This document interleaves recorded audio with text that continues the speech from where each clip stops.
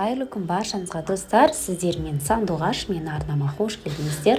Бүгін сіздермен бауырды жұмсақ етіп қуырудың әдісімен бөлісетін боламын. Кез келген мерекелік дастарханыңызға, түскі кешкі астарға ұсынуға болатын керемет рецептілердің бірі болғалы тұр. Мен арнама тіркелмеген болсаңыз, міндетті түрде тіркеліп алыңыздар. Ал ендеше бірге жасайтын боламыз. Менімен бірге видеоның соңына дейін болыңыздар.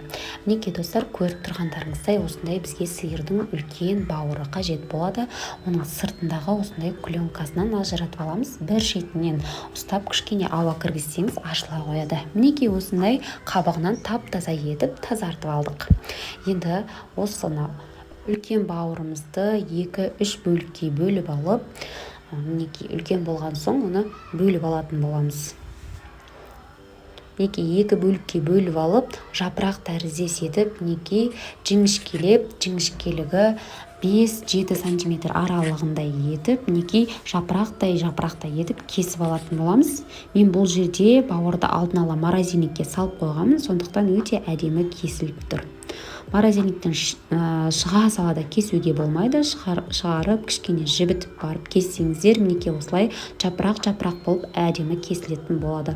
Енді осы кесіп алған бауырымызға соданы салатын боламыз. Бұның бар құпиясы осы жерде болып табылады. Соданы салып, жақсылап араластырып, бетін жауып 20 минутқа қалдырамыз. 20 минуттан соң мінекей оны суға кемінде 5-6 мәрте жақсылап жуып шайып алатын боламыз. Яғни содамыздан тазартып алу керек. Енді осының үстіне тұз, паприка, қызыл бұрыш, қара бұрыш, қалауыңызша дәмдеуіштің түрлерін қосып дайындайтын боламыз. Мінекей менде қара бұрышты да мінекей майдалап, майдасы жоқ болды. Мінекей ірі бөліктерін майдалап қосып алдым. Паприканы және тұзды пайдаландым. Және осының үстіне 2-3 ас қасық шамасында ұнымызды қосатын боламыз. Менің бауырым өте үлкен болғандықтан 3 ас қасық шамасында қостым. Мінекей барлығын жақсылап араластырып дайындап аламыз. Және оны сол сәтте мінекей майымызды қыздырып пісіре беретін боламыз. Оны тағы да қалдыруға да болады, бірақ мен жылдам сол сәтте пісіріп алдым. Мінекей көріп тұрғандарыңыздай содаға салғанның әсеріме өте көтеріліп, мінекей әдемі болып пісіп жатыр.